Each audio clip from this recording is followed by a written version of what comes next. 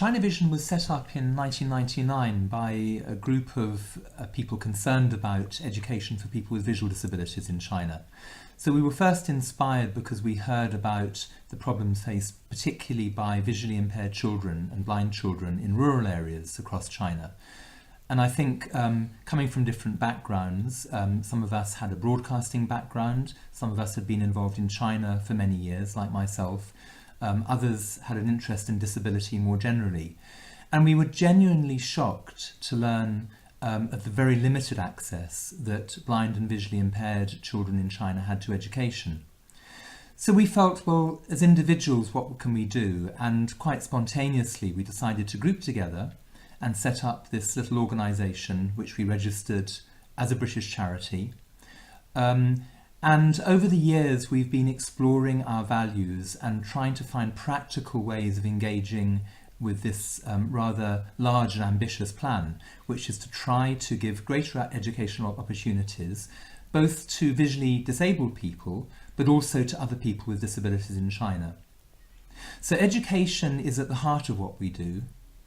People are very much at the heart of what we do, in that we believe that people have very valuable and interesting stories which need to be told. So very often people with a disability in any society are marginalised because it's considered that they are recipients of welfare or recipients of support from society, but not givers of anything of great value. On the contrary, what we found over the years is that people with disabilities are often the problem solvers. They're people who, through their life experience, have discovered ways of dealing with day-to-day problems, but also can connect maybe with broader issues. So how do we make society more inclusive? How do we make society more humane? And over the years, what we've tried to do in China Vision is bring people with disabilities, some of whom now have grouped together as NGOs and disabled people's organisations in China, to be part of a much broader discourse which is happening internationally about disability and about the meaning of true equality. So during the first few years of China Vision, most of our work was focused on providing opportunities for visually impaired teachers and people working in education with disabled and visually impaired people in China to come to the UK to study, and we raise money for scholarships. Since 2006, we've been much more actively involved with the development of disabled people's organisations, or DPOs, in China, through training and capacity building, and particularly by using media, both conventional and social media, to try to reach far more people. So at the heart of our work, we have a basic philosophy or strategy, which is that by building capacity or training a very small number of people and working with people with disabilities to discover their own talents, we can reach out to a much, much wider community. So we work in a very focused way. We work with individuals. For one example of that is that we work with a blind teacher in Inner Mongolia, Yezhedye, who set up a magazine, an online digital magazine, translating large amounts of material from abroad, which are provided by our volunteer staff in the UK. And these may cover articles about education, they cover living skills, they might cover disability rights issues. Very often they have very practical solutions embedded with them in them, and often they relate to solutions which have been found by disabled people and others in other developing countries. So, for example, some of the articles will cover problems of river blindness in Cameroon, or inclusive education in other parts of Africa. Some of the articles have covered mental health issues in India. They're very wide-ranging. We tend to focus more on visual disability because that's been our area of expertise in the past. But what we found through our work, and working particularly with our associates in China, is that most of the issues relating to disability are universal. They're not only geographically universal in that we find the same issues coming up time and time again all over the world, but also across the broader community of disabled people, issues which are at the heart of the problems which people with visual disabilities face may also be at the heart of the problem which other people with hearing disabilities or with learning disabilities face. So these are often universal issues.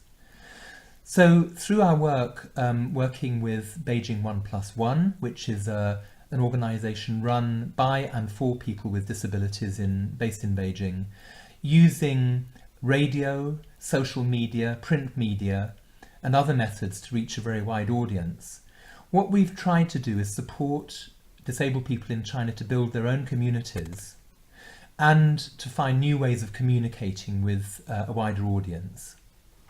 Other groups we've worked with include 荣爱荣乐, which is a parents' organisation, also based in Beijing, but with countrywide reach, which is looking at very practical solutions for employment for people with learning disabilities. So they're real pioneers in that they've discovered a very useful method or a tool which is now used in many countries, supported employment. It's a way of bridging education or special education for people with learning difficulties who want to move towards the world of employment. And very often there are no services available to people in that position. What we've found more and more is that working with a variety of different partners in China, that they are discovering the solutions.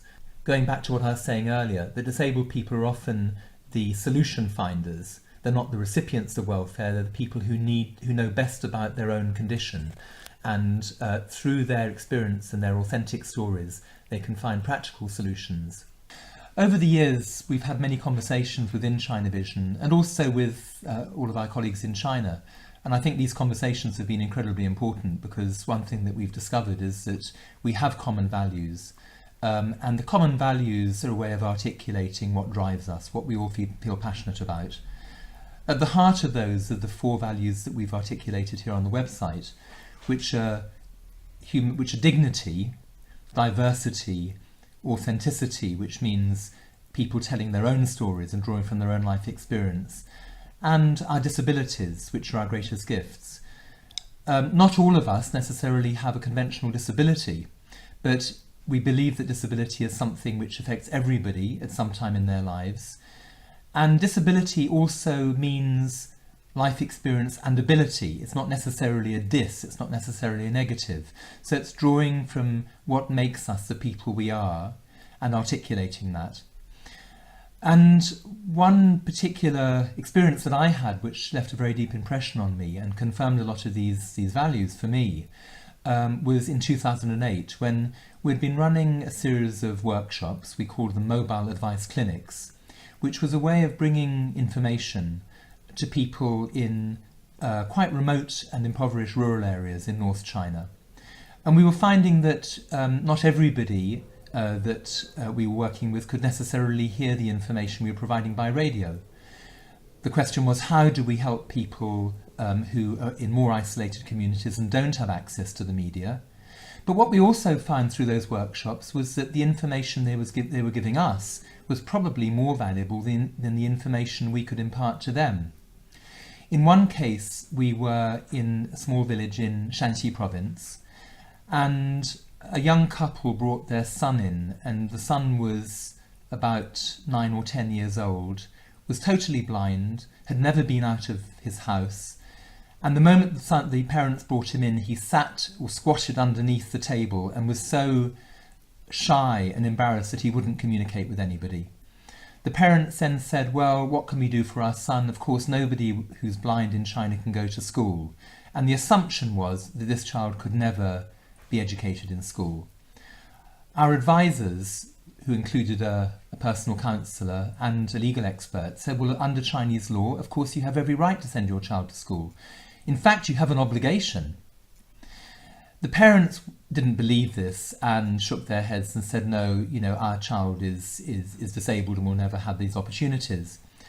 And then our counsellor turned to the little boy and said, what is your greatest dream in life?